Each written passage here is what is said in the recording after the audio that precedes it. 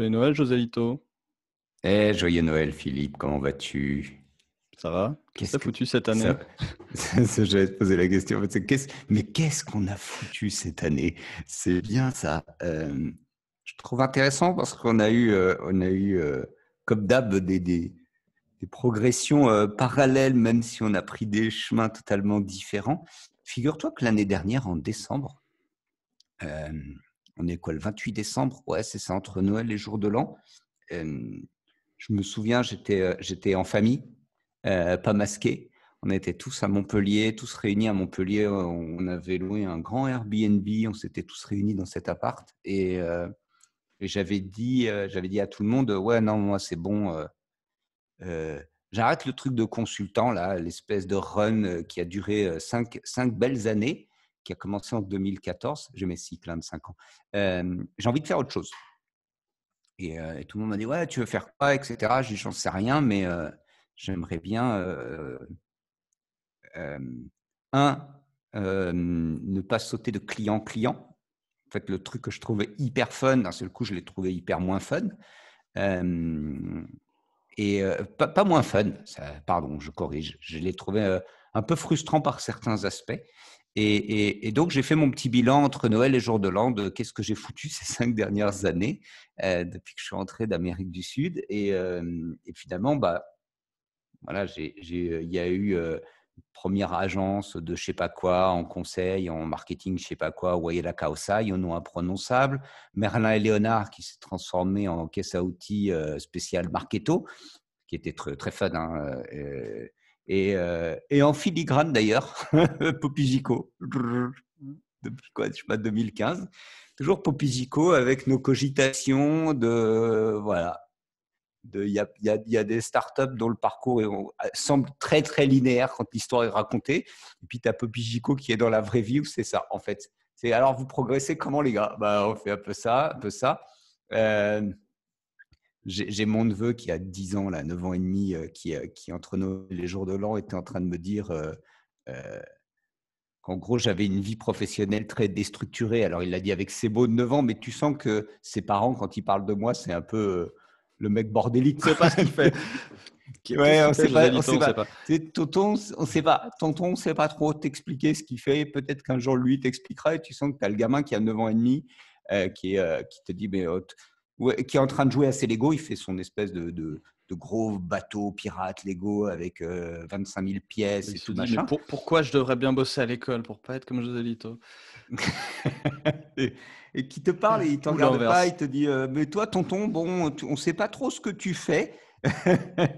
Voilà, c'était à mourir de rire. Et puis donc bah voilà, il y a eu cette prise de décision de 2020. En tout cas, il va se passer quelque chose. Je vais faire autrement. Et en début d'année, j'ai commencé euh, une aventure dans l'associatif avec l'ONG Sapiens. Hum, Et j'ai eu une espèce de prise de conscience que j'avais pas envie de démarrer un truc from scratch. C'était pas ça, c'était pas mon envie du moment. Euh, et puis il y a eu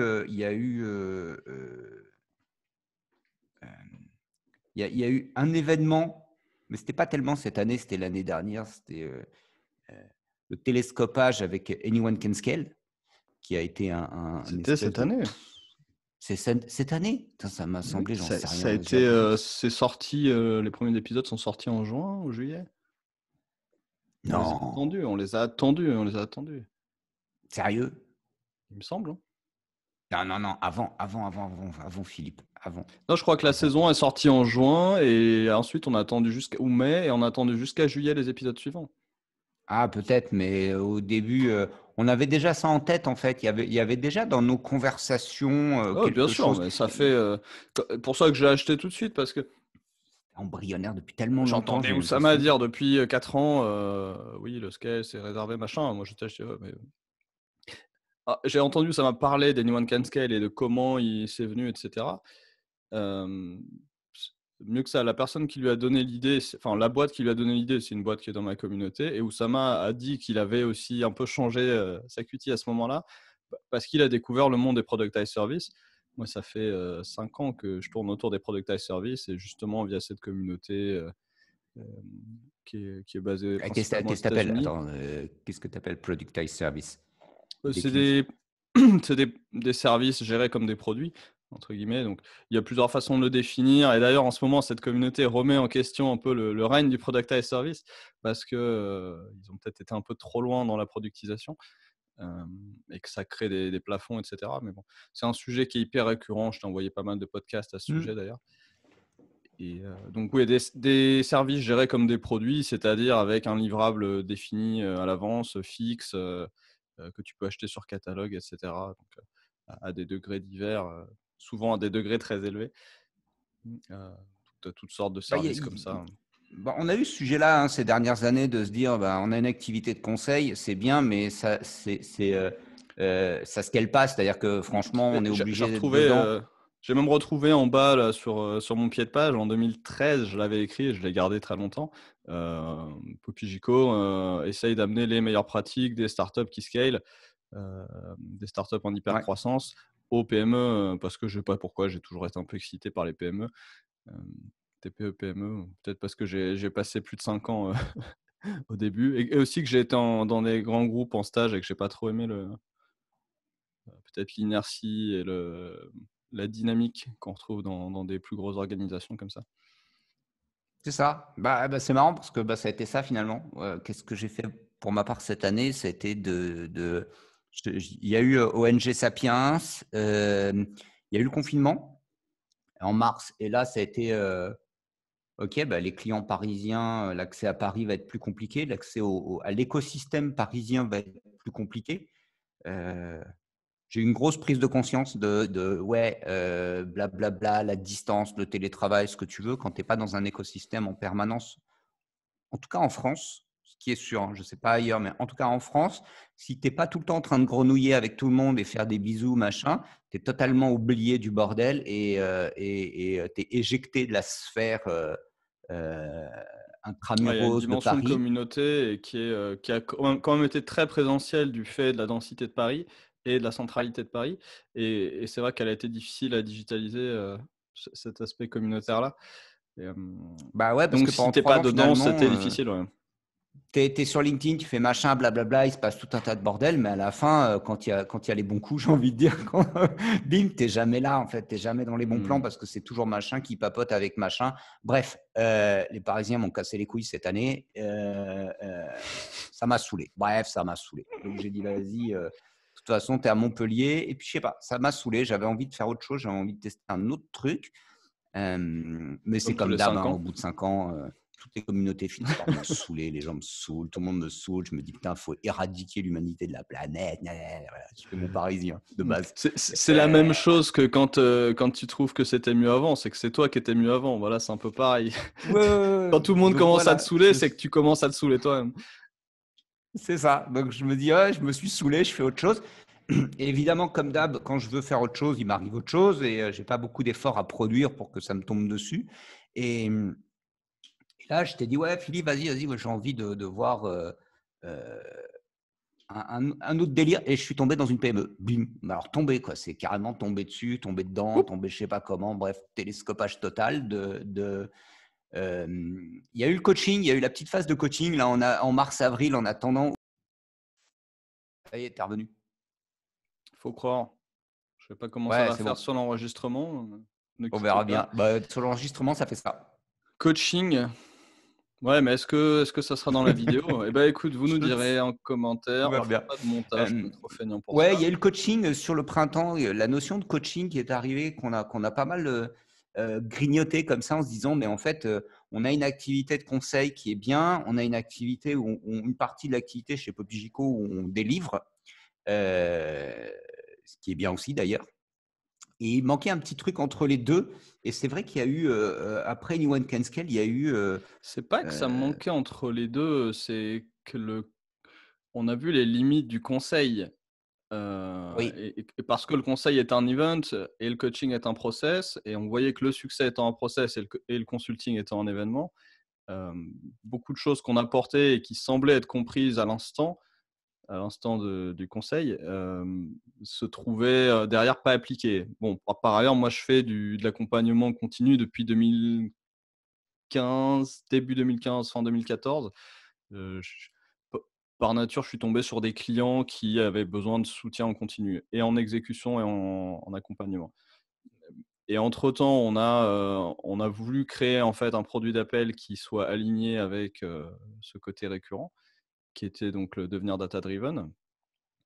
Et cette année, on Mmh. a réalisé que mais c'est bien sûr, pourquoi ce qu'on apporte en conseil et pendant lequel on explique aux clients que tout doit être un process, ça peut pas être un point unique. Pourquoi nous, on le fait sous forme d'événements? Pourquoi on le fait sous forme d'une mission d'un trimestre et après on disparaît, on fait de l'exé, mais on fait plus de conseils? Et on a C'est ça. complètement réexplosé le conseil sur un an, ou sur du récurrent illimité et heu et finalement ça a un peu révolutionné notre modèle. Alors, ce qui est intéressant parce qu'il y avait dans les agences, vous voyez, il y a un truc qui me saoule dans les agences, c'est le côté, retainer.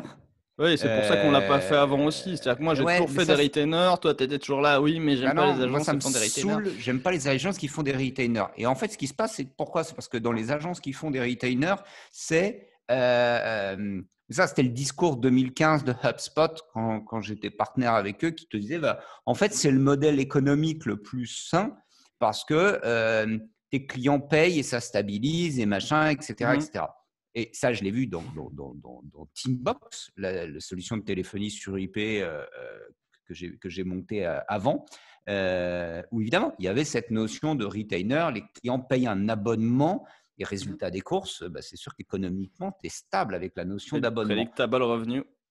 Ouais, exactement. Mais il y a un truc qui me froissait, mais donc bah, je faisais tête de bois en mode fais chier, j'en fais pas. Voilà, c'est pas je comprends pas, c'est j'en fais pas. Et Je continue à finalement, faire les miens de mon côté, mais en 2020, ce qui a été intéressant, c'est de se dire, c'est de prendre conscience que c'est pas tellement que économiquement, tu engages ton interlocuteur, engages ton client sur 12 mois et il paye quoi qu'il se passe. C'est-à-dire quoi qu'il en coûte. non, parce que C'est ça, je te l'ai déjà dit plein de fois, ton retainer, tu peux au contraire l'utiliser comme, le fait d'être toujours sur la sellette. C'est-à-dire que si tu le factures mensuellement ou trimestriellement, heu et pour ça que nous, on n'a jamais fait de vrais contrats, en fait. On fait pas de contrat, on fait que des factures. ouais. Quel Et alors ça aussi économiquement, ça a un bel impact, mais tout simplement parce que, n'importe quel contentieux coûte à tout le monde et alors qu'il suffit de se barrer quand ça va plus. C'est l'avantage du retainer pour le coup, c'est que tu as intérêt à avoir un flux de valeur, et une relation qui est vraiment, stable et même croissante comme un couple. Si tu veux que ton client renouvelle, tu es toujours sur la sellette. C'est Si ça, tu le ouais. fais avec cet état d'esprit. Ouais. Si tu le fais avec cet état d'esprit, Même tu si raison, la comme logique dans du un couple. retainer, c'est bien quand même de dire: «Je retiens des ressources, je retiens des ressources, je paye un peu d'avance ou en tout cas je m'engage à payer sur une certaine durée», mais il faut qu'en face, il y ait une contrepartie, quoi. Et il y avait ça, et il y a eu le truc du mois de juin. En fait, quand j'ai fait les coachings, que j'ai commencé à me mettre dans le délire des coachings, euh, j'ai capté ce qu'on se disait, c'est-à-dire que ouais, 3 mois, c'est bien. Et ce qui m'a fasciné, merci les clients qui ont joué le jeu, c'est que au bout de 90 jours, c'était tendu parce que c'est toutes les semaines, bam, bam, bam, bam. Donc, tu as 12 sessions, c'est hyper intense. Et au bout de ces 12 sessions, c'était mais nos clients ont retenu quoi? Et tu dis, merde, pas grand-chose en vrai. C'est-à-dire qu'ils ont, ils ont compris le concept, le truc dans lequel toi tu baignes depuis des années. Ça y est, tu dis, ils ont une épiphanie, ils ont compris. Ah, c'est comme ça que ça marche. Ouais. Et après, tu t'aperçois qu'ils s'effilochent là dans la mise en pratique, il n'y a rien du tout. Et voilà. Et on arrive à l'été.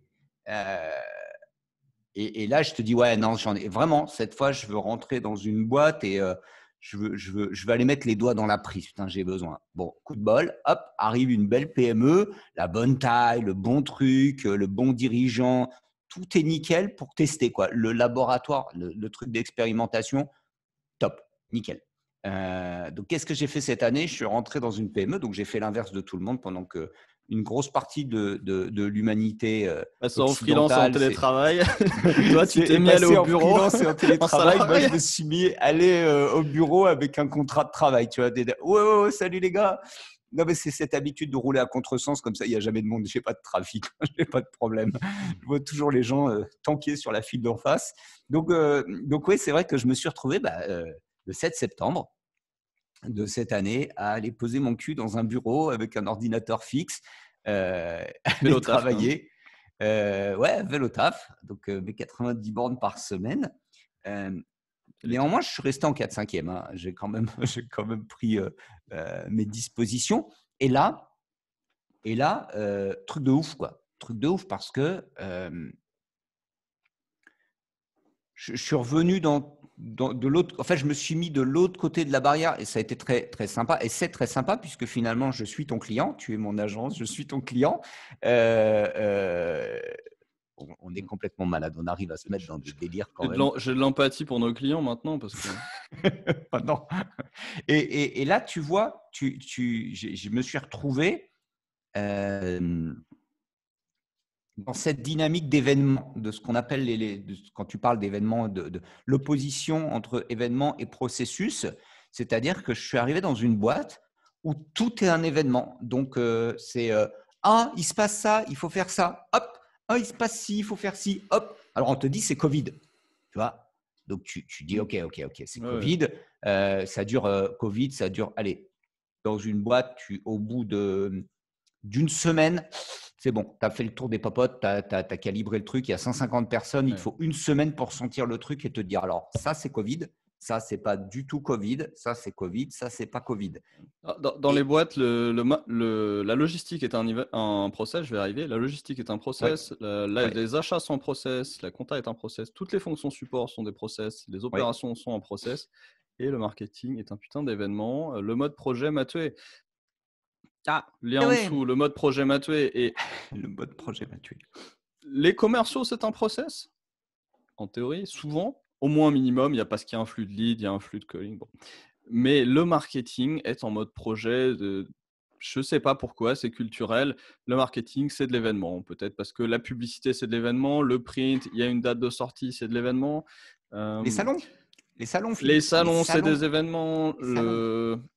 Donc, le marketing en ligne qui devrait être hyper processé est aujourd'hui basé sur le marketing old school qui est sur des charrettes. Tu vois, la charrette, c'est un événement. Donc, on n'a pas encore cette culture du process finalement dans le marketing. Et puis, il faut reconnaître que les gens qui sont organisés, ils font ingénieur, ils ne font pas marketing. Donc, les gens en marketing ont rarement des formations scientifiques. C'est la révélation de cette année, Philippe, pour moi. J'utilise Jira. Non, mais un truc de dingue. Et le bordel de Jira, ça m'excite au plus haut point que j'en dors plus, que je regarde même plus YouPorn tellement ça m'excite Jira. C'est un truc de ouf. En fait, tu dis le marketing, mais les sales aussi, c'est un event. Il y a le quarter, il y a la fin d'année où là, on y va à donf, on va chercher les contrats et on essaie de rattraper le chiffre d'affaires de je ne sais pas quoi. En début d'année, on est rincé les ciblés. Donc, moi, je ne suis pas un marketeur, je suis un sales. Donc, pour moi, sales, il y a une partie process, mais parce que tu le vois du point de vue des startups, mais dans les PME, la vente, le sales. Moi je connais l'univers commercial via The Office. Hein, donc, pour moi, ils reçoivent leurs leads tous les lundis. Rien du tout. Mais rien, il n'y a pas de process. C'est un pur event. Donc, il y a un peu le lundi où on fait semblant d'être dans un process qui est une réunion commerciale, qui est une réunion de « Ouais, putain, fais chier, de toute façon, les clients, c'est tous des cons, hein, machin, le marché, c'est un marché de bâtard. » C'est pas comme ça dans The Office. Hein. Donc, c'est le bureau des plaintes en permanence. Ça, c'est le lundi matin. La revue de pipe, c'est un reporting. Tu as fait quoi, tu n'as pas fait quoi, tu as fait quoi, tu n'as pas fait quoi, tu as fait quoi, tu n'as pas fait quoi. Pour faire plaisir à notre auditeur le plus fidèle, parlons de Bouygues 2 secondes, de ces années Bouygues.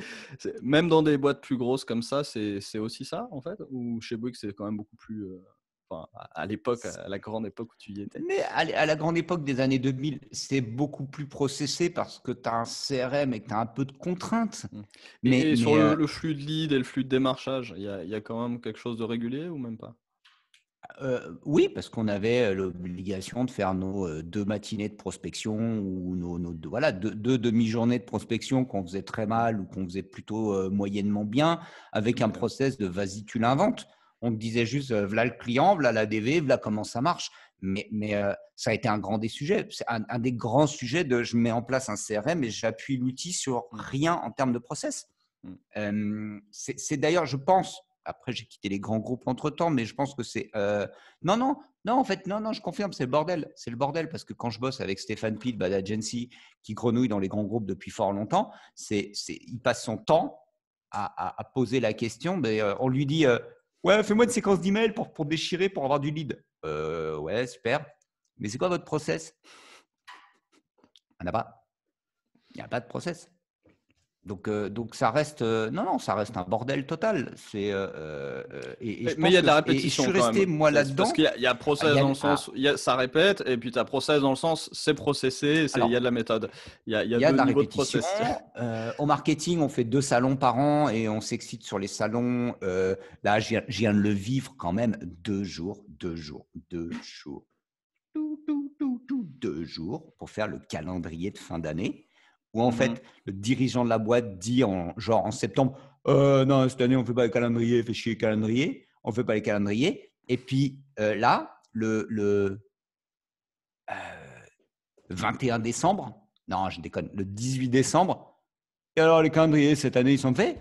Quel calendrier On a dit qu'on ne faisait pas les calendriers. Ah si, il faut faire les calendriers. Hein. Vous me faites 2500 de chaque et on fait les calendriers. Et là, tu as une meuf, elle passe 2 jours de sa life. C'est pas 2 jours de travail, elle passe 2 jours de sa vie à faire un calendrier sur InDesign. Et là, tu te dis, mais meuf, Il est beau le ça fait calendrier? 20 ans qu'on fait les calendriers. Bon, donc ça veut dire que ça doit faire 20 ans où en septembre, on te dit on ne fait pas les calendriers et le 20 décembre, on te dit on fait les calendriers. Là, l'imprimeur, il est taqué, tout le monde est charrette, c'est un vrai bordel. Enfin, j'ai quitté la boîte là mercredi, il y avait les calendriers, hein, ils étaient là. Hein. Mais 2 jours pour faire un calendrier, que les gens ils prennent le calendrier, que 80% vont le mettre à la benne, les gens vont le garder, ils vont gribouiller dessus. Mais c'est un event. On fait le calendrier, quoi. Et c'est tout un événement et il y a un bon à tirer. Il faut que le patron de la boîte il te dise ouais, je suis d'accord, tu as mis la petite guirlande à cet endroit-là. Franchement, c'est mieux que l'année dernière où elle était de l'autre côté. Tu foutais de la gueule du monde ou quoi? Processer le truc, ça doit mettre 2 heures faire un calendrier. Et non, vas-y, je fais l'anecdote. Histoire vraie, le délire de pourquoi ça prend 2 jours, c'est qu'il faut regarder quels sont les congés scolaires 2020-2021, d'accord, 2021-2022, je sais pas de gauche, je sais pas comment ça marche, mais pour que ça soit bien, moi là je dis à la nana, mais vas-y, tu mets juste les seins, ou tu mets rien, tu mets juste les semaines, les 1, 2, 3, 4, 5, et tu laisses. Faut mettre Les les gens, ils vont congés. avoir ça sur leur bureau, de toute façon, en dessous-main. Ils vont gribouiller des tas de trucs. Ils vont parler avec leurs clients au téléphone et ils vont écrire en gros connard, parce que ça va les soulager, ils ne peuvent pas le dire. Et c'est tout ce qu'ils vont faire dans leur agenda, dans leur calendrier. Et le marketing, il est fait comme Oh, ça. tu sais, il y Alors, a des on plugins sort une InDesign, gamme. hein, tu peux facilement rajouter tes. Bon, on parle pas, j'étais ouf. Et tout est comme ça. Et alors, le miracle de 2020, quand même, c'est que je posais systématiquement process avec créativité. Et combien de fois je te l'ai dit, je l'ai dit à Madame Process qui est derrière le mur. Hein. Ma meuf, elle est quand même product owner dans un grand groupe, donc s'il y a bien quelqu'un qui est Madame Process, et je disais tout le temps, ouais, mais le process égale la routine égale je me fais chier, et je me fais chier égale usure prématurée de ma créativité légendaire. T'osais plus trop me le dire à la fin, mais. Ouais, je sentais que ça commençait à craquer, Bah, du je suis convaincu du contraire, et dans le même temps, je suis extrêmement désorganisé, mais. peu importe, mais ta conviction est la bonne. Et cette année, à coup de marteau pilon dans tous les sens, etc., la créativité est un process, pas un événement. C'est toi hein, qui as commencé à lancer cette phrase avec… c'était dans quel podcast que ça t'est sorti d'un seul coup? Ah, vas-y. Clé Sorti et d'un code seul du coup. Packaging. Raconte. Moi, je le vois à l'envers. Hein. Attends, j'en ai d'autres. Sémiotique, non, je le vois à l'endroit. Vas-y. Sémiotique. Déjà, il y a Ouais, des mots bizarres. sémiotique appliquée, sémiotique appliquée. La sémiotique appliquée. Waouh. Alors, Alors, c'est cette pile de attention. bouquins. Alors là, je suis en vacances hein, dans une région de France où je stocke tout ce que je ne peux pas emmener dans ma vie nomade. Symbole. Alors là, tiens, Et puis, comment on peut faire le défiler pavé. un truc pareil? Ok. Oh, nice. On a tes cloches en même temps. J'entends pas les Ouais, miennes. on a mes cloches en même temps. C'est Noël, les gars. C'est les cloches. Oui, parce que ça vient de toi. Pendant que tu fais défiler ça, je rappelle que le jour où tu m'as sorti, mais le marketing est un processus, pas un événement, j'ai dit d'accord. Et tu m'as dit, et le succès est un processus, pas un événement. Ouais, Et je ne sais pas quand c'est je l'ai pas sorti inventé, hein, cette mais année. Non, non, je sais que tu n'as pas inventé, mais quand tu l'as sorti cette année avec tout ça,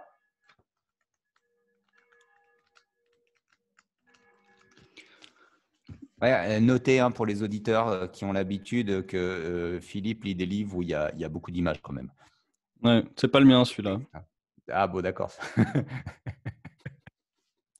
Et pour finir, pour l'anecdote, parce que j'ai retrouvé ça à côté, un Science et Vie de 86, qui nous donne les usines dangereuses en France, 3 mois avant Tchernobyl et Attends, 10 ans. remets le titre, que je le lise. Que je le Ouais, lise. lis-nous. Alors attends, le titre 80, des usines, lis-nous les usines et le 86. 323 usines dangereuses recensées en France. Voilà. Tadam, Et 86 un et titre très 2020. 86, intelligence artificielle contre intelligence naturelle. 1986. Alors là, Alors pour ceux qui pensent qu'on a inventé des pourquoi je fais trucs, un lien? Pourquoi je fais un lien? Parce que c'est l'année du machine learning. Il y a 2 jours, Tesla vient d'envoyer sa version 8 de la version bêta du l'autopilote complet. J'essaie de traduire en live, FSD, et ça marche très bien. Et donc là-dedans, j'ai un truc sur la computer vision. Donc je vais vous montrer la computer vision de 86. En 86, comme on aime à me le rappeler, il y avait des voitures autonomes sur des portions d'autoroute équipées, donc pas du tout basé sur de la vision informatique. Mais aujourd'hui, on a de la vision informatique. Pourquoi je parle de ça et de succès est un process? C'est que le père des réseaux de neurones, Geoffrey Hinton, il y a un super documentaire là-dessus, vous pouvez le trouver sur YouTube, a eu une carrière en creux pendant 30 ans quasiment. Il est resté sous l'eau parce que les réseaux de neurones, ça marchait pas. Lui était convaincu que c'était la solution à l'apprentissage machine, sauf que ça marchait pas. Jusqu'aux années 2000-2010, où l'apprentissage machine a explosé via les réseaux de neurones, parce qu'on avait enfin les puissances de calcul, et tout le monde a enfin redécouvert cette approche et réalisé que c'était la solution. Donc voilà, le computer accident de micro. vision de 86. 1900, il y a 34 ans. Voilà, maintenant la Tesla regarde tout autour d'elle et conduit toute seule en regardant son environnement, toujours via des réseaux de neurones qui font de la vision informatique.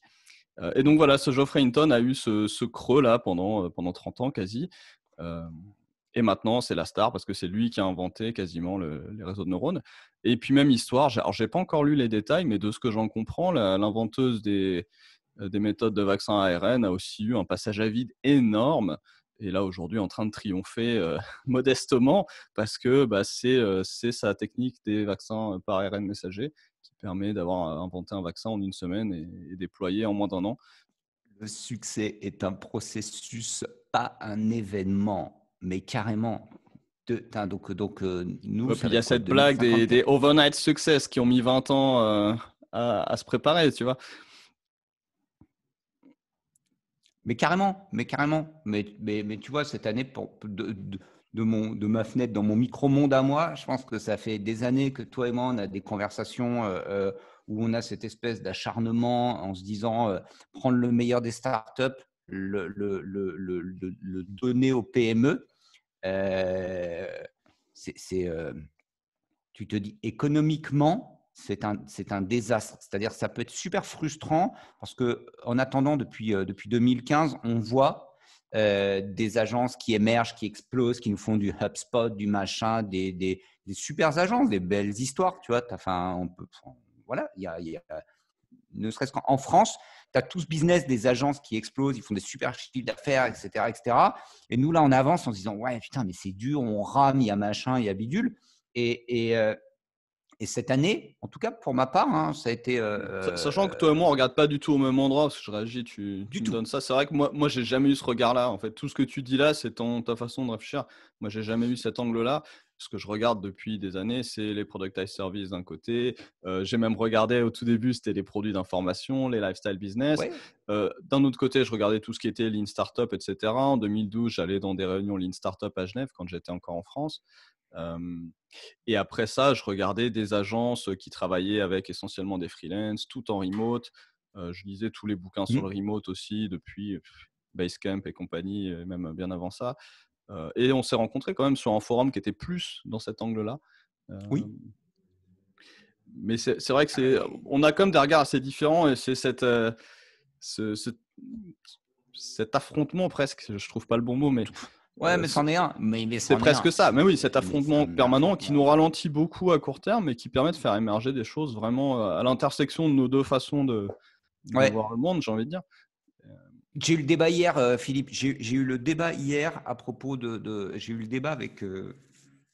J'ai eu cette conversation avec. Non, non, non, non, non, non. J'ai eu une conversation avec Stéphane Callot il n'y a pas longtemps et j'ai eu le débat avec mon beau-frère hier où on avait cette conversation. Il me dit aujourd'hui, dans cette Tu organisation. parles aux ingénieurs quand même, hein, l'air de rien. Mais je suis entouré. En fait, c'est marrant parce que je suis entouré d'ingénieurs. Ma femme Plus que est moi ingénieure, mon finalement. beau-frère est ingénieur. J'ai 2 beaux-frères ingénieurs en informatique. Je suis entouré de développeurs. Et ma femme me disait Et il y a quelques d'industriel, là, tu jours. parles de Stéphane et quelques Oui. autres qui. Ah ouais, ouais, ah ouais. Et Stéphane, il est dans le lean, il est industriel. Arnaud Pelletier a bossé dans l'industrie. Et je suis toujours à la croisée. Et ma femme me dit, mais en fait, euh, elle me dit, ouais, mais attends, tu es tout le temps entouré de devs depuis fort longtemps. Des gens qui jouent à Factorio. Enfin, Ouais, c'est vrai. Toi et mon on fera un beau-frère, vous jouez à épisode pour celle-là. Factorio. Mais j'ai toujours, enfin, en tout cas, ça fait une vingtaine d'années où je suis entouré de devs. Je regardais là ce truc sur ECS avec 3615 Monique, avec cette mini-série sur le Minitel où le mec il code et son ordinateur il a écran vert et sur la droite il a deux fentes pour lecteur de disquette 5 pouces 1 quart. Je dis ça doit être un Sharp. Il est sur un IBM ou un Sharp, un truc dans le genre. Et puis voilà, on est dans le délire.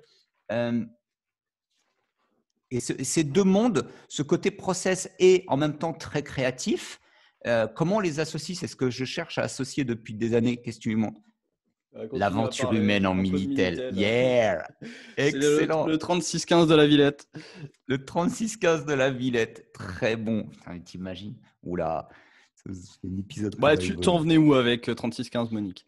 Eh ben, j'en venais à Que tu parles trop aux ingénieurs, et tu parlais à Stéphane et tu as eu un que débat ça avec fait un Stéphane. bout de temps que j'essaye de mixer en fait le côté créatif du marketeur finalement. On fait des grosses catégories, hein, c'est pour, mais tu as le marketeur qui est hyper Des grosses créatif, catégories. des grosses catégories, le commercial. Non, mais là, regardez, si vous avez OCS, regardez 3615 Monique parce que tu as vraiment ça. Tu as le commercial qui est le gros tchatcheur. Voilà. Où on te demande en fait d'être très créatif et il y a l'opposition créatif, soft skill, humain, blablabla, versus ingénieur, process, machine, etc., etc. Et ces deux mondes-là, j'essaye de les marier et avec toi, on a des conversations. Oui, il y a des tensions parce que de l'autre côté, moi, je suis dans la PME française, les vieilles boîtes de conseil qui puent des pieds avec des vieux consultants quinquagénaires parisiens complètement has-been mais persuadés d'être des génies. Et cette espèce de monde assez, oh putain, pardon, j'allais dire assez stérile de certaines agences parisiennes qui ne produisent rien. Tant pis, là aussi, il y a des gens qui vont se sentir visés anyway. On est habitué. Et toi qui arrives avec, je me souviens, les premières conversations qu'on a eues sur le dropshipping, ça m'a fait vriller, quoi. C'était pas dans mon mindset, quoi, le dropshipping. Et là, J'en ai jamais fait. 2020, je me retrouve dans une PME où j'arrive avec du Poppy Gico, Anyone Can Scale, on mélange le tout, on le met en œuvre et je vois en 90 jours, allez, 7 septembre, 28 décembre, autour de moi, dans les discussions que je peux avoir et même en interne au sein de l'organisation, c'est waouh, en si peu de temps, avoir fait autant de choses, à la fois sur le plan de la stratégie, à la fois sur le plan très, très opérationnel et en même temps, avoir déjà fait vriller le modèle mental du dirigeant qui finalement se dit bah, moi, je suis un geek et j'ai terminé mercredi ma dernière réunion de travail. Coucou Anne, coucou Jean, c'est avec la DSI de Fleury-Michon où on parle d'architecture, de SI, de RP. Et je suis le gars qui est là pour faire du marketing. Ce qui rejoint les 3 derniers épisodes où on parlait de SI et structure. Donc là, tu vas chercher maintenant les bonnes compétences et résultat, tu parles à des DSI, à des gens qui font de la conduite du changement. Et en fait, tu Ouais. es en plein dans la conduite du changement aujourd'hui, qui finalement, ça te va comme un gant. Tu es devenu un manager. Organisation, plus soft skill, plus esprit business. José Lito, le manager, on aura tout vu. Tu as le bon trio, hein. Organisation, plus soft skill, plus esprit business. Et quand Je je dis crois qu'il soft y a ce skill, côté. c'est leadership, c'est le bon mot. C'est le mot que tu as Ouais, employé sur, sur ouais, un podcast dont c'était le titre là, avec Ludovic Salen. Euh, ouais. et Et c'était aussi ton on le sujet tient. phare en début d'année chez Sapiens, en non-profit. Ouais, ouais. L'école Donc de le leader, l'estime de soi plus que et de soft la skill, c'est transformation le du monde. leadership. Et Et là, je pour parle moi, en ce j'étais moment, donc parti on a sur le leadership. un autre client en industriel qui fait de la gestion de projet, enfin de la formation, la gestion de projet, qui forme PMI et compagnie, PMP, PMI PMP. et d'autres certifications de Ouais. haut niveau comme ça, sur des très gros projets, des projets à plus d'1 milliard parfois. Et il me disait, alors il n'y a pas beaucoup d'organismes en France qui font ça, il y en a peut-être 3 qui font à cette échelle-là, moins de 10 en Europe, qui forment sur les très gros projets. Il disait la clé sur les gros projets, c'est que c'est autant de la posture finalement que du hard skill. C'est-à-dire que sur des projets à 100 millions ou à 10 millions, tu auras besoin de quelqu'un qui est expert en gestion de projet. Mais au-delà, tu as besoin de quelqu'un qui a aussi une posture parfaitement maîtrisée et qui a le leadership pour emmener, coordonner, inspirer l'ensemble du groupe. Mmh, mmh. Donc, ouais, Ouais. leadership, organisation au sens large, c'est-à-dire process, structure, rôle,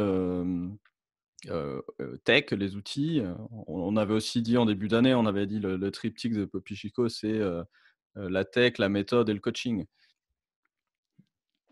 Tout- J'aime bien en parce rond. qu'en fait, on est très, on est vu de l'extérieur ou vu de nous-mêmes finalement, très bordélique et machin, etc. Et quand on fait un tour d'une année comme ça, on fait le bilan, on dit, putain, on s'est pas perdu en route plus que ça en fait. Non, c'est juste dans la communication, vu qu'on prépare pas les podcasts, ça tourne en rond. Ah oui, oui, bon. Heureusement que les projets sont pas, ou en tout cas plus menés comme ça. Ils l'ont longtemps été, mais Ah, ils l'ont été. Ouais, ça a été aussi un sujet. 2020, je pense on a aussi beaucoup, côté ce qui Popigico, n'empêchait on pas de a. travailler, parce que ça, c'est aussi une révélation, Non, excuse-moi, mais je ouais. rebondis, c'est une révélation de cette année pour toi, par la pratique, c'est que tout ce qui peut en fait, je pense que tu as un côté un peu perfectionniste mentalement, c'est-à-dire tu aspires à un certain niveau d'exigence, etc. Et quand tu vois que c'est pas bon, ça te stresse trop. Et du coup, jusqu'ici, tu étais peut-être trop focalisé sur tout ce qui allait pas. Ça s'entend dans ce que tu dis, tu as toujours Tout le temps. que Tout le temps. certains appelleront de la négativité, où Grave. tu attires toujours l'œil sur tout ce qui va pas. Ouais. Mais finalement, ça t'empêche de le résoudre, parce que le temps que tu passes à analyser ce qui va pas est quelque part infini, parce qu'il y a toujours un truc qui va pas. Ouais. Et pendant ce temps-là, tu résous pas rien de tout ça, et donc il y a toujours rien qui va. Et en même temps, la révélation de l'année, donc, c'est que c'est pas parce qu'il y a rien qui va, entre guillemets, rien qui va, parce qu'on est capable de trouver tout ce qui va pas, en fait. C'est pour ça qu'il y a rien qui va. Mais parce qu'on est très fort à trouver tout ce qui va pas, ça veut pas dire qu'en vrai il y a rien qui va. Et donc, c'est pas parce qu'il y a rien qui va, entre guillemets, selon notre perception. Je suis pareil, hein, quand je suis au resto, c'est une horreur. C'est pas parce qu'il y a rien qui va qu'on peut pas avancer, qu'on crée pas de valeur, qu'il y a pas de business, que c'est pas viable. Donc toutes les phrases du type on peut pas aller faire ça, ou on ira chercher tel type de client quand on aura tel type de compétences, de capacités, etc. Ça marche pas comme ça, en fait. Tu peux aller dans des boîtes qui sont très grosses, la preuve, tu vas dans les grands groupes, c'est le bordel, c'est ce que tu viens de me dire. Tu peux faire des milliards et Ouais. tout en ayant. Et Mais bien oui. sûr, Mais oui. c'est juste qu'on est très fort, entre guillemets, à identifier tout ce qui va pas, qu'on a l'impression qu'il n'y a rien qui va. Mais en attendant, la valeur est créée, les flux sont là, ça fonctionne, il y a des clients, ils sont plus ou moins contents.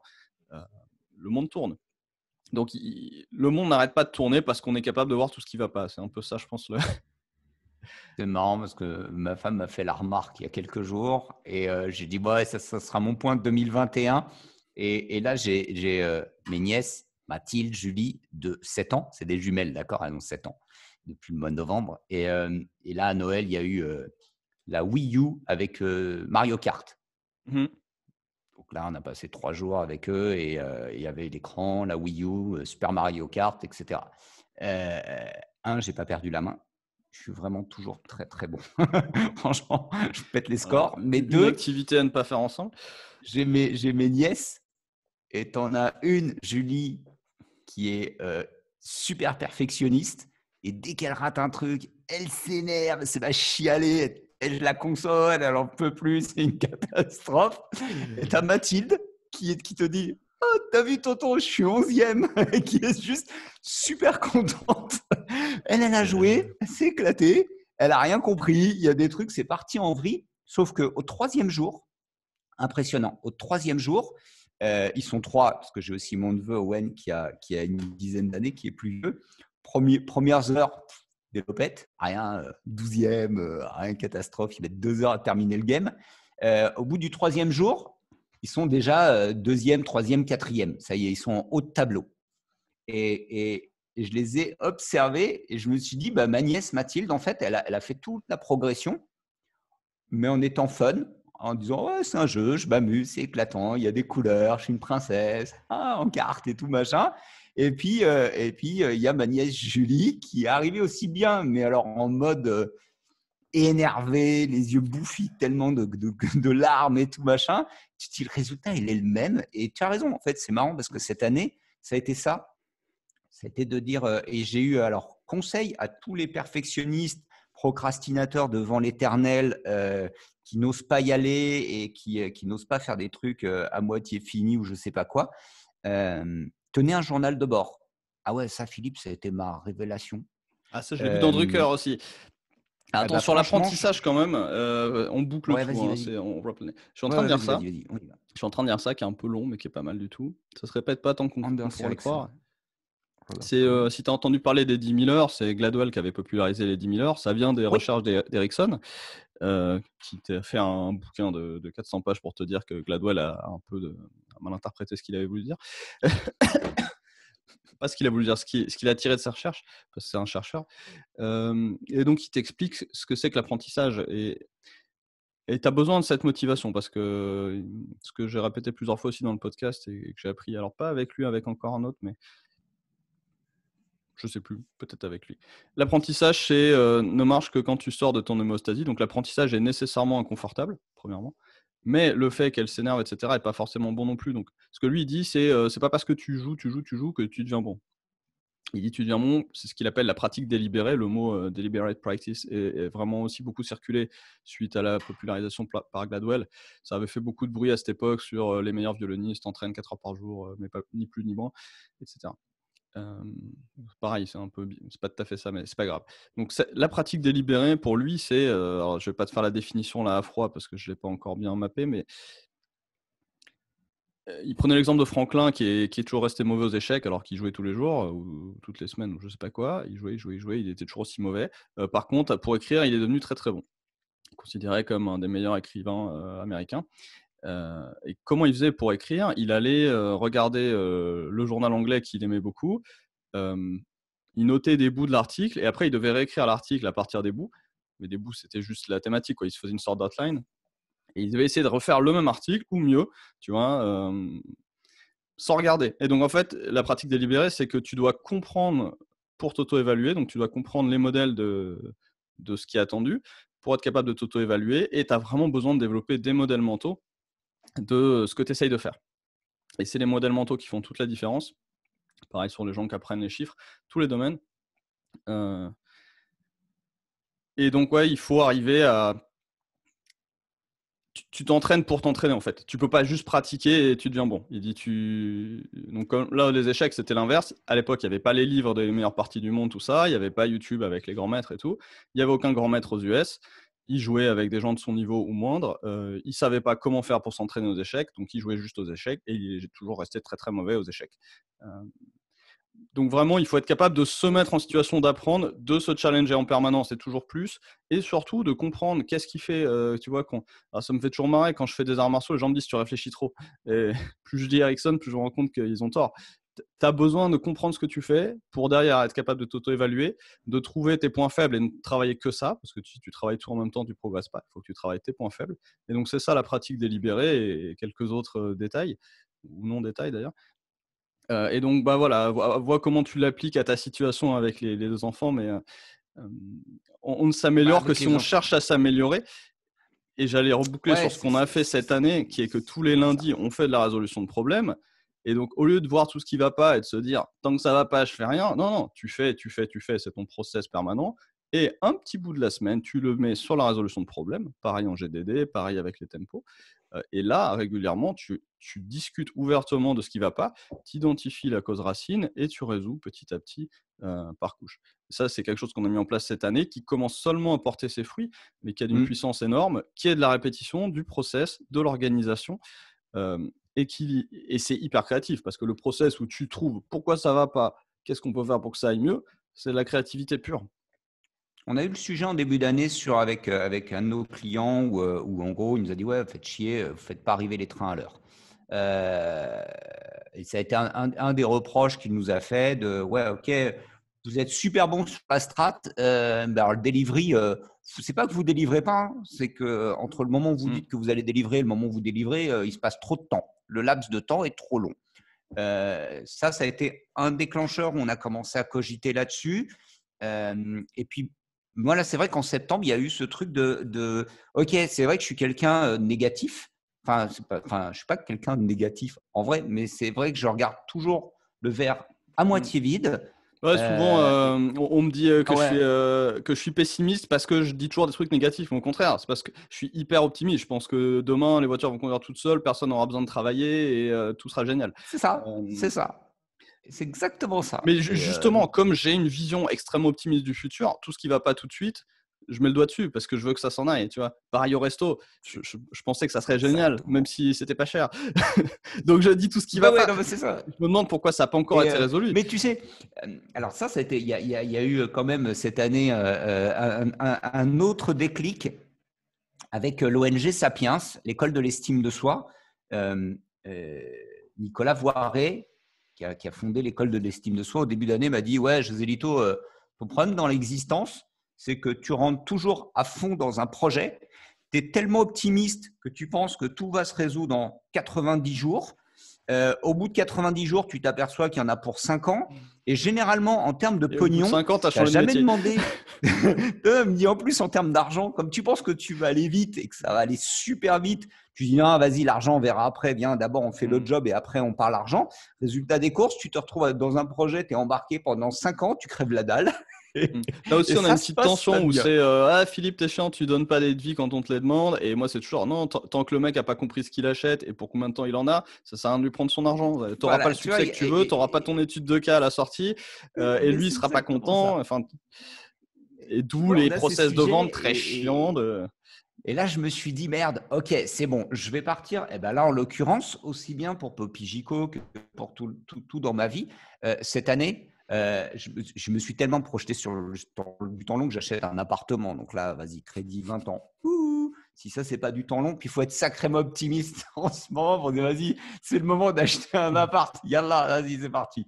Néanmoins, ça m'a obligé à me dire, ok, la plupart des choses sont du temps long. Comme c'est du temps long, nécessairement tu vas échouer. Ne te pose pas la question de si tu vas ou si tu vas pas échouer, tu vas échouer. Tu vas casser des choses, tu vas Pour, faire des pour, trucs de travers. Comme le succès est un Et process, il faut faire beaucoup de cycles pour réussir. Et plus tu fais de cycles, plus tu as de chances d'échouer. Donc, plus tu alors réussis, j'ai plus tu échoues, tu noté, vois. ben ouais, non, c'est ça, exactement, plus tu réussis, plus tu échoues. Et résultat, je me suis mis mon cahier, mon carnet de bord en me disant, OK, tu es un capitaine alors, pardon, mes nièces et cette année, mes neveux, ils m'ont des bateaux pirates. Là, je suis allé chez eux, il y a des bateaux de pirates, il y en a dans la salle de bain, il y en a partout, il y a plein de bateaux pirates. Ne me demandez pas pourquoi, c'est la période des bateaux pirates, il y en a une tonne. Résultat des courses, je me Le suis maire dit, de bah, tu es le Prague est au capitaine. parti pirate, au passage. C'est pour ça, peut-être. Tu vois, je me suis dit, bon, embarque sur un bateau. Euh, euh, et c'est parti, mon pote. Et tiens ton journal de bord. Et toutes les semaines, il y a un truc, un process, pas un événement, cette fois. Toutes les semaines, plutôt que de dire, ah, vous savez quoi, je vais faire un journal de bord pendant 6 mois. Non, non, j'ai rien dit à personne. Je me suis mis tout seul comme un grand. Et toutes les semaines, j'ai fait mon journal de bord. Qu'est-ce que j'ai fait? Qu'est-ce que j'ai appris? Qu'est-ce que je vois? Etc., etc., etc. Ce que j'ai écrit la première semaine, tout était dedans. Dans ce court paragraphe, dans mon Google Docs, tout était dedans. Je ne fais depuis que déployer le truc. itérer, répéter. En plus, on a mis en place, en tant qu'agence Popigico, pour moi, vous m'aidez à mettre en place la partie data au sein de cette PME, donc être data-driven. Et ça, c'est affolant. C'est-à-dire, c'est que tu branches ta donnée et après, bah, tu es obligé d'attendre que la donnée, elle rentre. Et tu ne peux pas mettre la charrue avant les bœufs et tu ne peux pas tu peux pas attendre le buzz, il va se passer un truc miraculeux parce que je regarde toute la journée Analytics Non. comme ça. Et là, pour que ce soit significatif statistiquement, t'as pas le choix, il faut qu'il y ait une certaine quantité, sinon tu peux avoir l'impression d'être data-driven, mais c'est pas vrai. Rien. T'as regardé des chiffres, Rien. et t'as pris une décision basée sur des chiffres, mais ces chiffres ne voulaient rien dire, donc c'est pas terrible. Exactement. Exactement. Et là, bah, on arrive à… ouais, et je me rends compte que j'arrive en fin d'année, je me dis, mais en fait, est-ce que je suis moins créatif? Parce que c'était une espèce de peur irrationnelle, comme la plupart, de si je suis organisé, structuré, répétitif, je vais être moins créatif. Du lundi au jeudi, 4 fois par semaine, je prends mon vélo, je me tape 22 bornes par jour, je vais travailler, je pose mon cul sur la même chaise, devant le même ordinateur, avec les mêmes gens, et ça ne m'empêche pas du tout de manquer de créativité. Par contre, je garde une petite journée en off, hein. Je ne sais pas si ça a un impact, mais je préserve ça, néanmoins, mon filet de sécurité de OK, mais au cas où. Et je vois la progression. Alors, il y a sûrement des gens qui nous regardent et qui nous écoutent, qui se disent le pauvre gars, il découvre le management et l'organisation, hein. Mais bah ouais, qu'est-ce que tu veux. En attendant, Il n'y a pas d'âge, c'est mieux tard que jamais. c'est Mais l'expérience, du coup, est rassurant. éclairée par plein d'autres expériences, pour le coup, et c'est assez intéressant. Je pense qu'il y a ouais. Et le fait d'être un peu un pied dedans, un pied dehors, Oui, les quatre pieds dedans apportent quelque chose par rapport à la vie de consultant qu'on a pu connaître avant. oui, Clairement, carrément. on est plus dans la réalité de toute la friction interne et on la prend mieux en compte. Et le pied dehors permet de quand même résoudre cette friction interne. Parce qu'on peut s'en échapper, on peut la résoudre quand même beaucoup mieux, ce qui est un gros exercice de créativité. Ma belle-sœur, elle bosse dans un gros organisme gouvernemental et elle me dit, mais parce qu'on parlait un petit peu à table, elle me dit, mais tu fais des choses? Je dis, bah ouais. Elle me dit, mais tu fais du conseil? Ouais. Mais tu fais de la strat? Ouais. Tu fais de la strat et tu fais des choses, c'est-à-dire? Je dis, bah, je peux très bien être en train de réfléchir à l'organisation commerciale, etc. Et en même temps, rédiger une séquence d'emails dans le CRM pour aider un Alors commercial à prendre un rendez-vous. ça typiquement, c'est Et ce elle que me font les dit, startups. Ouais. bah ouais, et là, elle me dit, en fait, ce qui est intéressant, c'est que je vois passer des grosses quantités de consultants tout le temps dans mon organisation là. Et elle me dit, le truc, c'est qu'ils font rien. Je dis, bah, c'est-à-dire, ils font rien. Elle dit, bah, en fait, ils viennent, ils Mais regardent, ils surtout te disent, pas. bah, il y a ça qui va pas, ou Dans le ça qui modèle va bien. classique du consulting, surtout pas. Un, tu pètes ta marge. Deux, tu commences à devenir responsable de, tu vois, de quoi que tant que tu Tu n'as te rien mouilles. fait, tu es responsable de rien. Donc tu commences à te mouiller. Oui. Ça crée un risque. Et deux, tu pètes ta marge parce que l'exécution, ça vaut moins que le conseil. Tu vois, donc tu n'as aucune incitation à le faire, en fait. Si ce n'est la croyance que d'une façon ou d'une autre, le skin in the game aujourd'hui a une place qui revient. Et Mon beau-frère, il me dit, j'ai eu un consultant formateur brillant, RGPD. D'accord. Téléphonie sur IP, ils ont des télésecrétaires qui prennent des rendez-vous médicaux. Donc, le côté RGPD, c'est que tu appelles et tu dis bonjour, je vous appelle pour prendre un rendez-vous pour ma prostate, machin. Donc, il y a des données sensibles qui sont stockées dans des agendas, etc. Et les conversations sont enregistrées. Donc, il a besoin de quelqu'un sur le RGPD. OK, il y a un type, il vient, il fait sa formation, blablabla, le RGPD, qu'est-ce que c'est, comment ça marche, etc. Très bien. Et mon beau-frère lui dit, mais au bout de 3 mois, tu as dit, en fait, c'est très bien. Tu nous as expliqué tout un tas de trucs, tu es un mec brillant, il n'y a pas de doute. On n'a rien mis en place. Pourquoi? On n'a aucune putain d'idée de c'est quoi la première étape. Le premier pas, une fois que tu nous as tout dit, qu'on l'a digéré, qu'on a eu l'impression d'être des bons, le first step. C'est Donc, il lui a fait une exactement pour ça proposition. qu'on a sorti Tempo, hein. C'est qu'on faisait un trimestre, on a été, en effet, le client se sentait bien. Ah, j'ai compris. Bah, il avait compris, en effet. Puis nous aussi, on avait bien expliqué. Et puis à la fin, il se passait rien. Il Tout le monde savait est pas content. quoi Et il lui faire. a Et dit, puis à bah, la je te fin, fais il un fait: ah, en deal. fait, j'ai pas compris. Et ouais. Et là, je Et fais ben, il lui a Tempo fait un pendant deal. 9 mois. Et au bout de 9 mois, j'ai la client qui fait: ah ouais, là, j'ai compris. Je fais: ah ouais, là, elle T'imagines? a compris.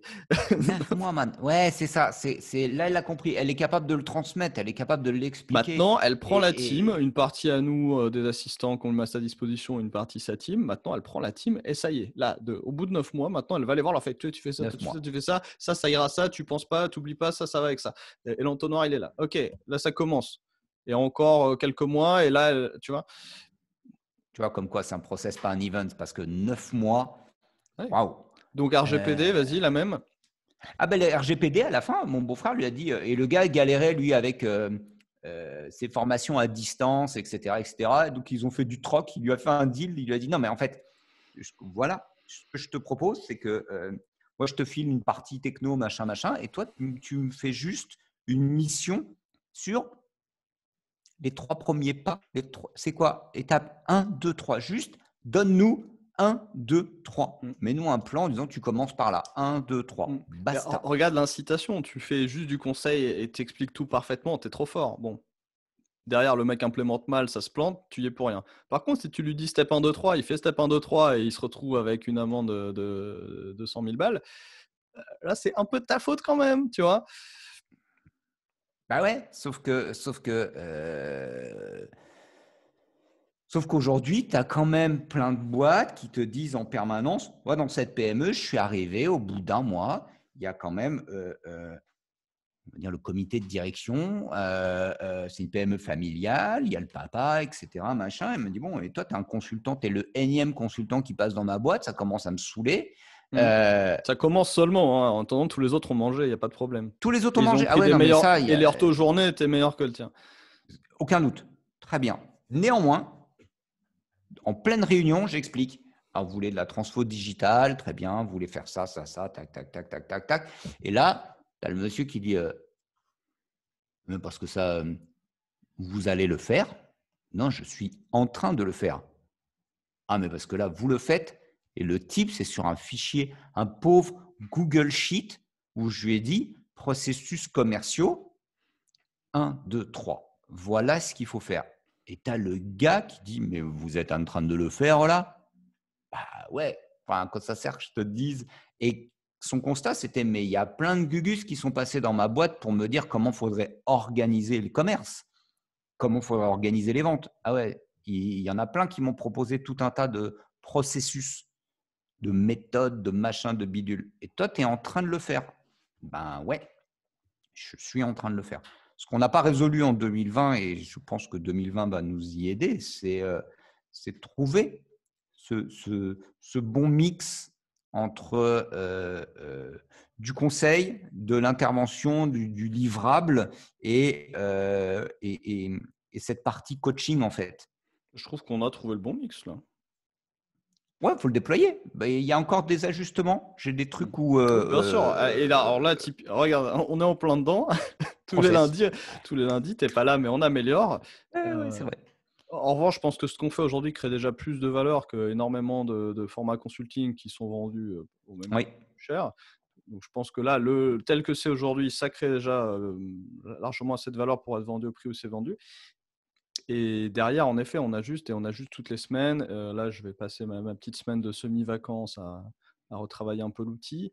Et les méthodes, on les ajuste tous les lundis. Enfin, tout le lundi, on identifie ce qui ne va pas, basé aussi sur des données et sur des retours clients. Et dans la semaine, c'est corrigé. Les clients, il y a 3 semaines, m'ont fait des remarques. Elles ont été corrigées entre-temps. Nous, on demande une note à la fin de chaque call.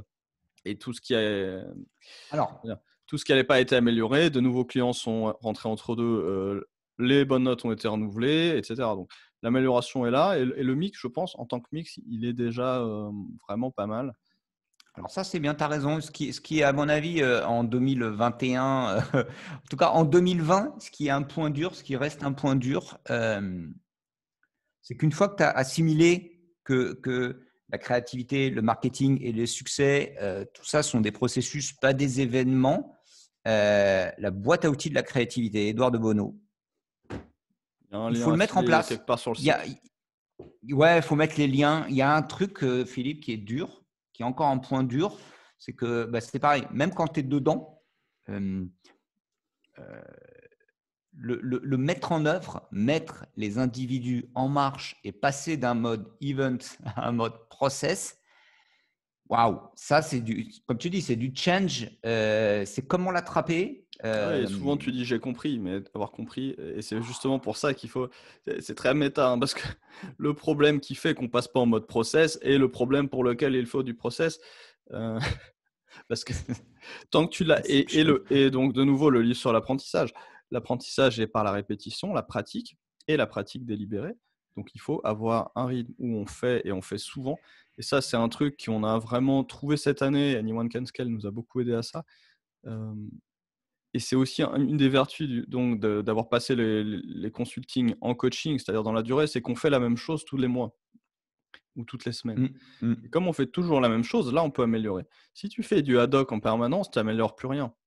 Tu t'améliores Ouais. toi. Et c'est pour ça que le consultant reste un one-man show en général. Euh, c'est qu'il s'améliore lui, mais c'est tout. Et ces 20 ans d'expérience qu'il peut te mettre en avant, c'est aussi qu'il a cassé beaucoup de choses et, et d'organisation et de projets en 20 ans, d'une part. Et de deux, que tout ce qu'il a appris est peut-être même pas tout à fait adaptable aux nouveaux besoins. Donc, il faut quand même être très…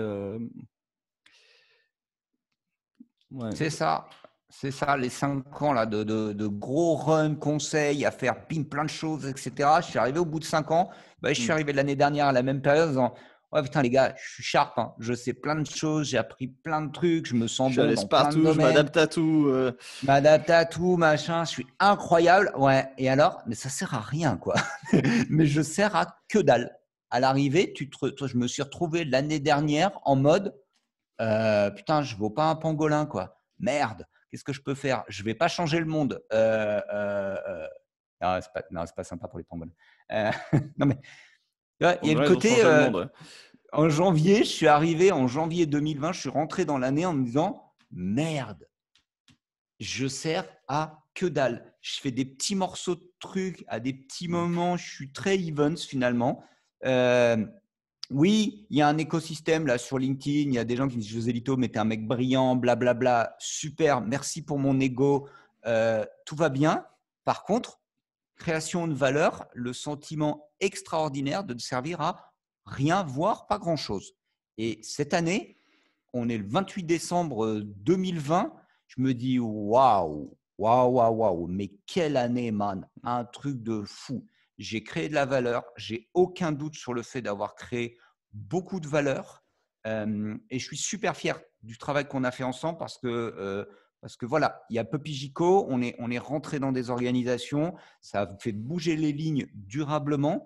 On a créé de la valeur, on commence à la mesurer. Donc, on est capable de dire, OK, attendez, on a créé cette valeur dans ce temps-là, on le mesure. Et tout au côté chiant, là, depuis des années, dire, ouais, mais il faut être précis, il faut être fond. Je dis, vas-y, fuck les détails, vas-y, passe. C'est bon, ils ont signé, vas-y, go, go, go, go, go. Je me dis, ouais, non, mais Philippe a raison. Et en plus, comme j'ai une espèce de stéréo avec ma femme, où vous avez quelques modèles mentaux similaires, je me dis, ouais, non, c'est bon, là, ils m'ont fait la cisaille, c'est bon, j'abdique, je m'y mets. Et je suis super heureux de cette année, de plein d'énergie. Finalement, ouais, on parle d'Anyone Can Scale. Merci Oussama et toute la team parce que. Valentin, quand même, qui était le boss. Ouais. Après, il y a oui, Valentin, pour moi, d'ailleurs, maintenant, regarde, je me fais la Valentin coupe. Hop, j'essaye Pas de mal. faire la Valentine's Touch. Mais il y a eu vraiment pour moi, une année très riche, très dense. Et de se dire, OK, je cristallise toutes ces années de travail, là, ces 5 dernières années de plein de choses, ont de la valeur parce que je la mets dans un seul endroit et je la porte de façon très structurée. Cool. Bon, qu'est-ce qu'on fait en 2021, C'était une bonne Philippe? année. Ouais, tu trouves pas que c'était une bonne année? C'est une bonne année. Hein. Ouais, et en mesurant la douleur qu'elle a apportée à pas mal de monde, donc désolé pour tous ceux. Notre soutien à tous ceux pour qui ça a été une année compliquée, et ça continue de l'être. On a des Ouais, clients ouais, pour qui ouais. c'est vraiment compliqué, notamment dans le tourisme. Mais en tout cas, ouais, en termes de progression professionnelle, c'était une bonne année pour nous. Bon, bah écoute, À l'année prochaine. 2021, on se la refait. On se dit, qu'est-ce qu'on va foutre en 2021? Ouais, on attend les annonces de confinement demain pour savoir si on se fait ça en live ou à distance, encore et encore. Ah ouais, ah oui, c'est vrai, j'avais zappé. Tiens, La moi, je vais vie. aller faire Alors, attends, on a eu le débat. Non, mais sérieux. Non, on va finir cette vidéo sur un truc chelou. Rigolo. Il y a eu le débat de est-ce qu'on se voit le 31? D'accord, ouais, super. Et là, on était à table et ouais, mais il faut faire un test antigénique, PCR, PCB, PCA, PC quoi, PC machin. Et là, tout le monde a sorti des chiffres et des tas de trucs à table. Et moi, j'étais là parce que j'étais en train de jouer avec mes neveux et nièces et je m'en fous de ce genre de trucs. Donc, je suis là. Je me dis, ah, ça a l'air vachement compliqué votre histoire, mais les tests, faut faire lequel là pour qu'on se voit le 31 et on avait cette conversation. Je me dis, non, mais en fait, pourquoi on fait tous des tests? Parce que c'est juste que s'il y en a un qui a un problème, on va culpabiliser. Grave, c'est ça? Ouais. D'accord. Ouais, bah moi, je m'en fous en fait. S'il y en a un qui a un problème, il n'avait qu'à pas venir, il assume. C'est pas mon histoire. Allez, fuck. Et je crois que 2020, en attendant cette espèce de truc, tu en parlais de J'espère que dans 10 data-driven. ans, quand on aura pris tout le marché, on nous sortira pas cette vidéo pour nous descendre. Non, j'en sais rien en Parce qu'on fait, tu sera, on vois. sera obligé de te virer dans ce cas-là. Et C'est ça, pas amende grave, honorable. j'assume. Je Oh, tu vois seras que retraité. 2020, ça a été une année pour beaucoup de gens où il y a eu l'avènement de la data, de la science, de machin, dans tous les sens. Il y a Du eu des remises en remote. question profondes dans plein de sens. C'était un vrai bordel. Ça te fait aussi dire que dans une organisation, dans une entreprise, 2020, en fait, n'a rien d'exceptionnel. Quand tu es dans une PME, c'est 2020 tout le temps. Il y a plein de data et quand tu mets toute cette data ensemble, à la fin, ça ne veut rien dire. Personne ne sait trop pourquoi il a cette data et comment l'interpréter, quoi en faire. Il y a des réactions à chaud, ça fait des événements et pas des process. Ouais. Et oui, et même chose avec le. Donc, soit tu as les événements à. J'ai même envie de synthétiser là-dessus. On se dit au revoir plein de fois, mais soit on a ton approche où on est content de rien, on voit beaucoup de choses et du coup, il y a même plus d'événements. On passe juste son temps à dire tout ce qui va pas. Ça fait très bon Ouais. consultant. Soit on se complaît dans la médiocrité pour provoquer. On peut le formuler comme ça pour provoquer. Et là, tu ne vois que quelques trucs, tu décides d'agir que sur quelques trucs, mais tu les priorises pas pour autant, tu régularises pas pour autant. Et là, ça fait des événements parce que de temps en temps, tu vois un truc et pour une raison qui est liée à tes biais, tes émotions, ton environnement, la pression sociale, etc. Ce truc-là, tu décides de faire un truc. Voilà. Donc là, tu as un événement. Et le process, c'est pas ça, c'est ni l'un ni l'autre. Et c'est ce qu'on fait avec Growth Tempo. C'est vraiment décider ce qu'on regarde, décider ce qu'on mesure, analyser lucidement les raisons de ce qu'on a mesuré. Donc on a déjà décidé ce qu'on mesurait, on ne mesure pas tout. Analyser pourquoi ce qu'on a mesuré, qui est donc important puisqu'on a décidé de le mesurer, ne va pas. Prioriser enfin ce sur quoi il faut agir en priorité et seulement agir.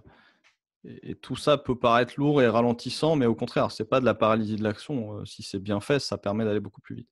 Mais ça ne peut aller vite que dans la pratique régulière. Donc, c'est exactement la base de tout ce qui est méthode agile, etc.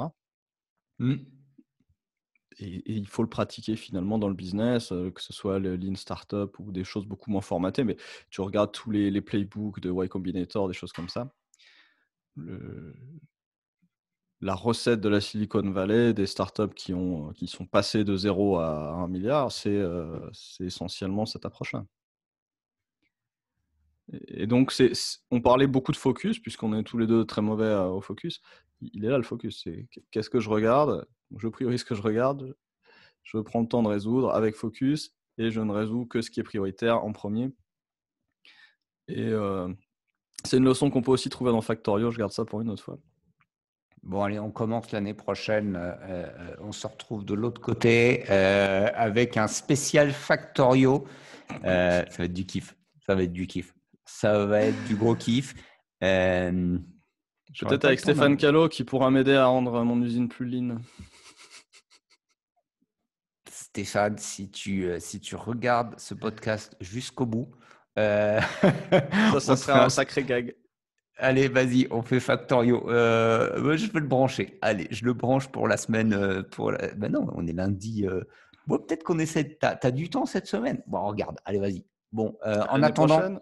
en attendant, reposez-vous bien, profitez et go l'année prochaine. Et n'oubliez pas, hein, tu l'as dit toi-même, le succès est un processus, pas un événement. Donc, en 2021, si vous voulez réussir, vous regardez ce podcast toutes les semaines. Toutes les semaines où il sort. Toutes les semaines où il sort. Et ne suivez pas José Lito sur LinkedIn vu qu'il ne partage pas. À l'année prochaine. Merci.